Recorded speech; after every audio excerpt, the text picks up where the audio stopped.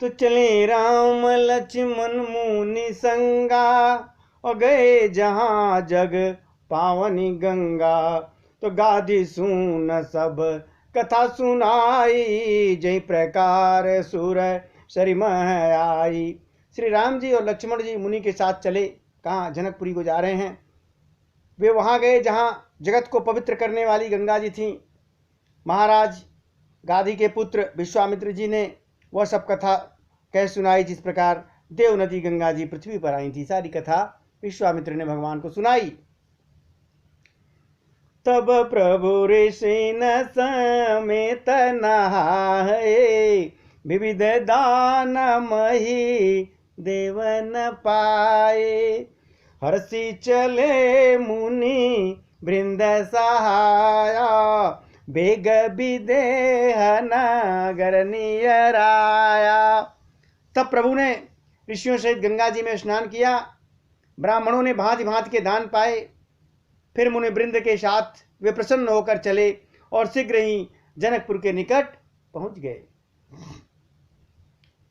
तो पुर रम्यता राम जब देखी, हर्षे अनुज समेत अभिषेकी। बापी अकूप सरित सरनाना, सलिल सुधा सम मनीषो पाना। श्री रामचंद्र जी ने जब जनकपुरी की शोभा देखी, तब वे छोटे भाई लक्ष्मण सहित अत्यंत हर्षित हुए। वहां अनेकों तालाब, कुएं, नदी और बावलियां जिसमें अमृत के समान जल हैं, और मणियों की सीढ़ियां बनी हुई हैं। गुंजत मंजू मत रस वृंगा, कूंजत कल बहु बरन बिहंगा। बरन बरन बिकसे बन जाता, त्रिविध समीर दा सुख दाता। मकरंद रस से मतवाले होकर भौरे सुंदर गुंजार कर रहे थे। रंग बिरंगे बहुत से पंछी मधुर शब्द कर रहे थे। रंग रंग के कमल खिले हुए थे। सदा सब ऋतुओं में सुख देने वाला शीतल मंद सुगंध पवन बह रही थी। हरे सुमन बाटिका बागवन, विपुल विहंग निवास। अफूलत फलत सुफलवत, सोहत पुर चौपाश। पुष्प वाटिका, फुलवारी मतलब बाग और वन, जिनमें बहुत से पंछियों का निवास है। फूलते फलते और सुंदर पत्तों से लदे हुए नगर के चारों ओर सुशोभित हो रहे थे। अरे बनई न बरन नगर निकाई, जहां जाई मन तहि लो भाई। चार बाजार विचित्र वारी, मणिमय विधि जन स्वकर संवारी। नगर की सुंदरता का कोई वर्णन नहीं किया जा सकता, इतना सुंदर है। मन जहां जाता है वहीं लुभा जाता है, रम जाता है। सुंदर बाजार हैं, मणियों से बने हुए विचित्र छज्जे हैं, मानो ब्रह्मा ने उन्हें अपने हाथों से बनाया हो। अरे धनिक बनिक बर धन दसमाना, बैठे सकल वस्तु नाना। चौहट सुंदर गलिया सुहाई, संतत रही सुगंध सिंचाई।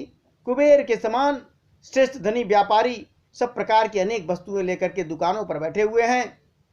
सुंदर चौराहे हैं और सुहावनी गलियां सदा सुगंध से सिंची रहती हैं। मंगलमय मंदिर सब के रे, विचित्र तनु रतिनाथ चितेरे।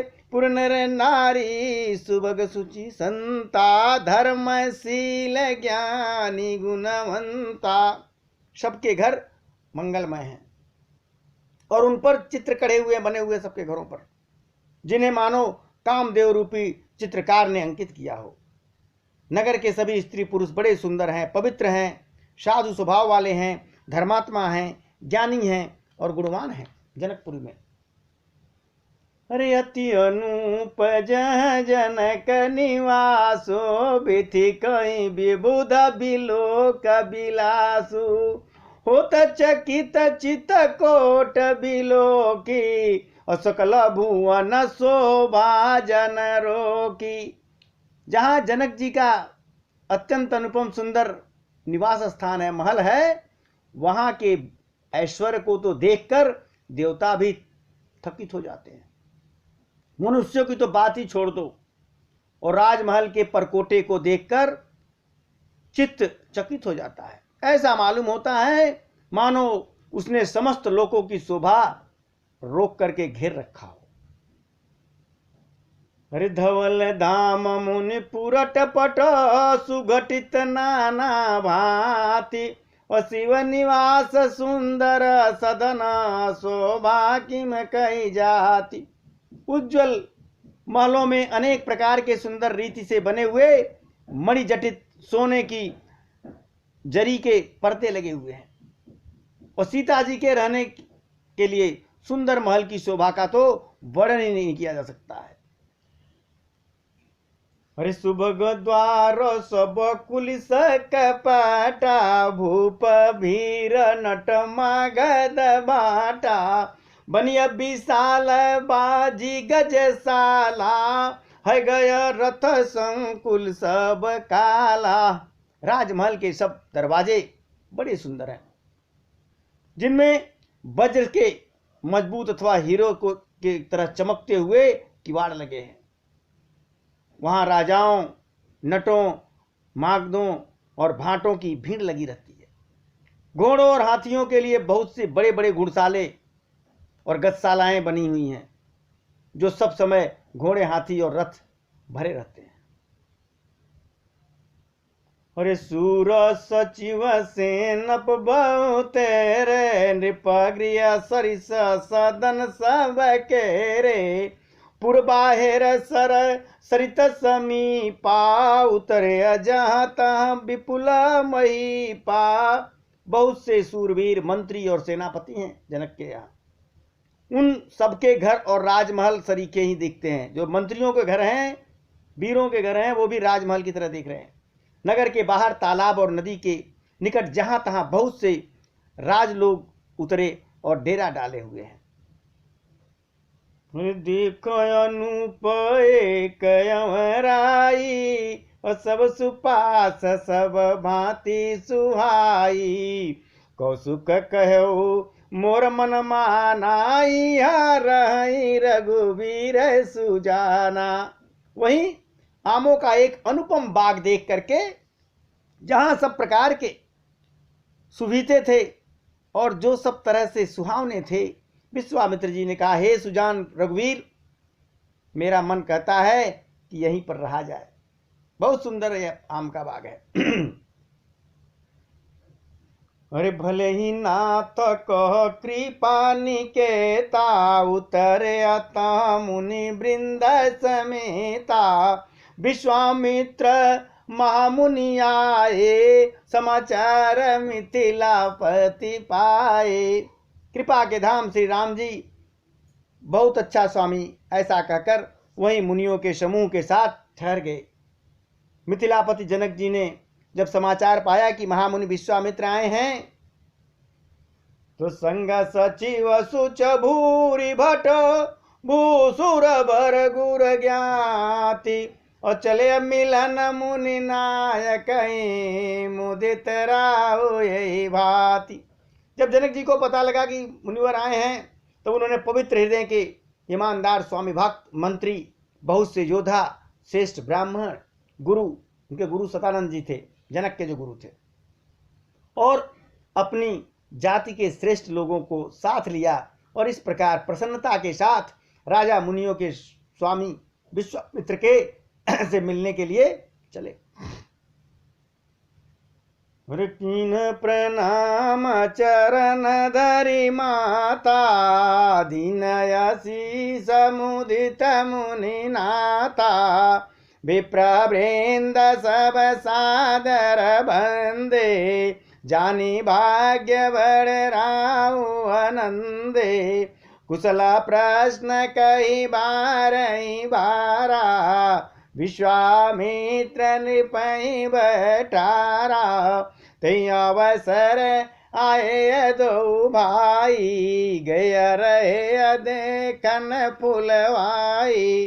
राजा ने मुनि के चरणों पर मस्तक रखकर प्रणाम किया। मुनियों के जो स्वामी विश्वामित्र जी थे, प्रसन्न होकर उनको आशीर्वाद दिए राजा जनक को। फिर सारी ब्राह्मण मंडली को आदर सहित प्रणाम किया और अपना बड़ा भाग्य जानकर राजा बड़े आनंदित हुए, बड़े खुश हुए।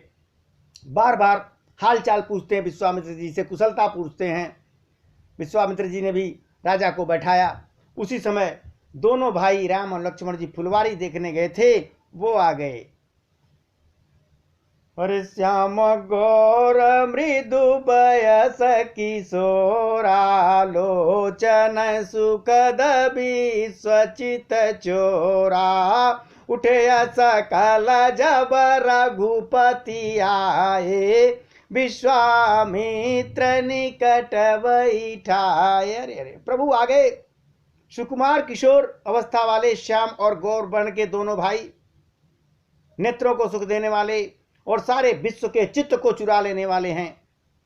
जब रघुनाथ जी आए तब उसी समय उनके रूप एवं तेज से प्रभावित होकर सारे लोग उठकर खड़े हो गए।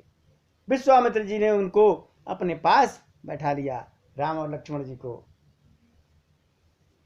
अरे भय सुखी भय सब सुखी देख दो भ्राता, बारी बिलोचन पुलकित गाता, मूरत मधुर मनोहर देखी, भय विदेह विदेह विषेकी। दोनों भाइयों को देखकर सभी सुखी हुए, सबके नेत्रों में जल भर आया, आनंद और प्रेम के आंसू उमड़ पड़े और शरीर रोमांचित हो उठे। राम जी की मधुर मनोहर मूर्ति को देखकर राजा जनक विशेष रूप से विदेह हो गए, मतलब उनके अपने देह की सुध बुध भूल गए, इतने प्रभु के छवि में मग्न हो गए। अरे प्रेम मगन मन जान नृप, करे विवेक धरि धीर, बोले वो मुनि पद नाय सिर, गद गद गिरा गवीर। मन को प्रेम में मग्न जाना राजा जनक ने विवेक का आश्रय लेकर धीरज धारण किया और मुनि के चरणों में सिर नवा करके प्रेम भरी गंभीर वाणी से कहा, क्या कि कहूँ नाथ सुंदर दो बालक, मुनि कुल तिलक की, नृपकुल पालक, ब्रह्म जो निगम, नेति कह गावा, उभय बेश धरी, की सोई आवा, सज विराग रूप मन मोरा, थकित होत जिमि चंद चकोरा, ताते प्रभु पूछौ सती भाव, कहूँ नाथ जन करहूँ दुराऊ।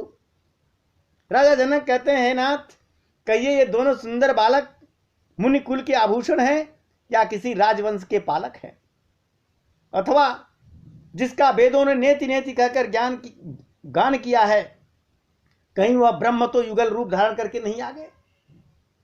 मेरा मन जो स्वभाव से वैराग्य रूप है, पर इन्हें देखकर इस तरह मुग्ध हो रहा है जैसे चंद्रमा को देखकर चकोर। हे प्रभु, इसलिए मैं आपसे सत्य निश्चल भाव से पूछता हूं, हे नाथ बताएं, हमसे छिपाव न करें, ये कौन है?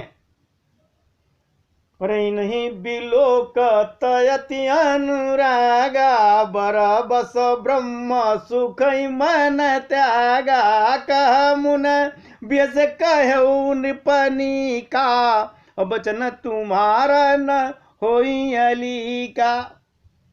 इनको देखते ही अत्यंत प्रेम के बस में होकर मेरे मन ने जबरदस्ती ब्रह्म सुख को त्याग दिया।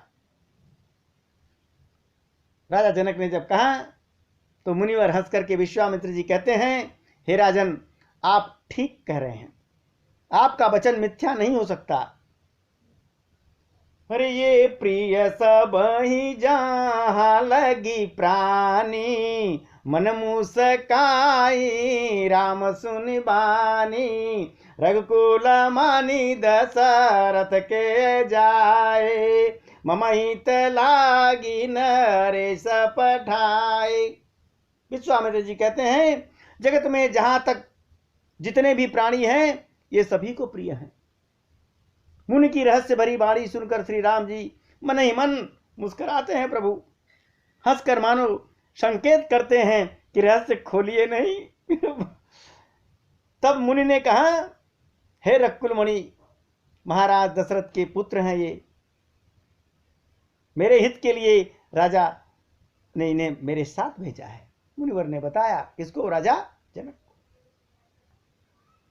हरे राम लखन दो बंधु भर रूपशील बल धाम, मखरा क्यों सब साके जग जिते असुर संग्राम। मुनिवर बता रहे हैं ये राम और लक्ष्मण दोनों श्रेष्ठ भाई रूपशील और बल के धाम हैं।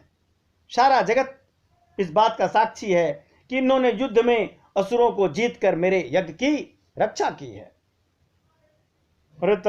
मुनि तव चरण देखी कहराओ, कही न सको निज पुण्य प्रभाव। सुंदर श्याम गौर दो भ्राता, आनंद हुआ के आनंद दाता। तो राजा जनक ने कहा, हे मुनिवर, आपके चरणों के दर्शन कर मैं अपना पुण्य प्रभाव कह नहीं सकता। ये सुंदर श्याम और गौर वर्ण के दोनों भाई आनंद को भी आनंद देने वाले हैं। और इनके प्रीत परस पर पावनी, कही न जाई मन भाव सुहावन। सुनहु नाथ क मुदित विदेहु, ब्रह्म जीव सज सनेहु। तो पुनि पुनि प्रभु चितव नर नाहो, पुलक गात उर अधिक उचाहो। मुनि प्रशंसी नाई पद शीशु, चले अलवाई नगर अवनीशु। इनकी आपस की प्रीति बड़ी पवित्र और सुहावनी है। वह मन को बहुत भाती है पर वाणी से कही नहीं जा सकती। राजा जनक आनंदित होकर कहते हैं, हे नाथ सुनिए, ब्रह्म और जीव की तरह इनमें स्वाभाविक प्रेम है। राजा बार बार प्रभु को देखते हैं, दृष्टि वहां से हटी नहीं रही है, हटने नहीं चाहती। प्रेम से शरीर पुलकित हो रहा है और हृदय में बड़ा उत्साह हो रहा है। फिर मुनि की प्रशंसा करके और उनके चरणों में सिर नवाकर राजा उन्हें नगर में लिवा के चलते हैं कि आप बाग में नहीं, आप नगर में चलिए। और सुंदर सदन सुखद सब काला, बासुलय दीन भुआला। करिपू जा सब विधि सेवकाई, गयो राव गृह विदा कराई। एक सुंदर महल जो सब समय सब ऋतुओं में सुखदायक था, वहां राजा ने उन्हें ले जाकर के ठहराया। तदंतर सब प्रकार से पूजा और सेवा करके राजा विदा मांग करके अपने घर गए। तो ऋषय संग रघुवंश मणि, करी भोजन विश्राम। बैठे प्रभु भ्राता सहित, दिवस रहा भरी जाम। रकुल के शिरोमणि प्रभु श्री रामचंद्र जी ऋषियों के साथ भोजन और विश्राम करके भाई लक्ष्मण के साथ बैठे। उस समय पहर भर दिन रह गया था, थोड़ा सा दिन रह गया था।